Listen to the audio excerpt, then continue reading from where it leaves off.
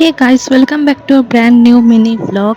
আজকে আমার শ্বশুর বাড়ির এখানে বাঁকুড়াতে গাজন আছে, আর গাজন তো আমি কোনোদিন দেখিনি, যেহেতু কলকাতার সাইডে হয় না এসব। এই প্রথম আমি গাজন দেখবো বাঁকুড়ায়। ওর জন্য সকাল সকাল রেডি হয়ে গেছে একদম। গাজনের দিন সকালবেলা বাড়িতে পাঠ আসে, এখানে গ্রামে যতগুলো বাড়ি আছে প্রত্যেকটা বাড়িতেই পাঠ যায়।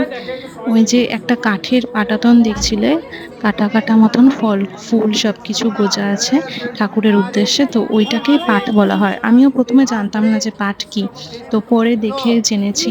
তো এখন সবাই পুজো দিচ্ছে, ঠাকুর মশাই প্রত্যেকের নাম গোত্র দিয়ে পুজো দেওয়া হবে। তো এইভাবে ঠাকুরের পাঠটাকে প্রত্যেক বাড়ি বাড়ি নিয়ে যাওয়া হয়। তারপরে সন্ধেবেলা ঠাকুরকে স্নানে নিয়ে যাওয়া হয়, তো সেটাও একটা দেখার মতন দৃশ্য। তো রাত্রিবেলা তো যাবই, গাজনতলা যেখানে স্বরূপনারায়ণের মন্দির রয়েছে ওখানেই হবে সবকিছু। তো সেটা আবার অন্য একটা ব্লগে তোমাদের সাথে শেয়ার করব। এখন সকালবেলা কি কি হচ্ছে সেগুলো তোমাদের সাথে শেয়ার করছি।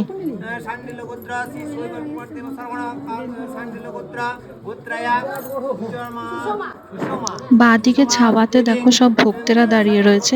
এখানে ভক্তদেরকে ভক্তে বলা হয়, আর ওরা প্রত্যেকে উপোস করে থাকে এই সময়, আর ঠাকুরকে নিয়ে সবকিছু কাজ কর্ম ওরাই করে।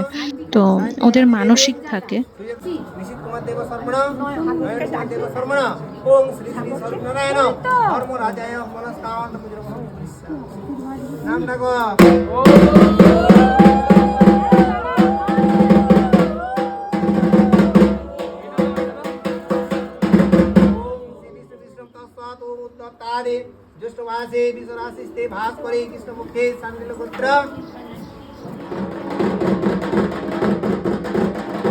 পুজো হয়ে গেছে এখন, তো পাঠটাকে নিয়ে এখন চলে যাচ্ছে। আমরা প্রত্যেকেই মাথা ঠেকিয়ে প্রণাম করেছি একবার।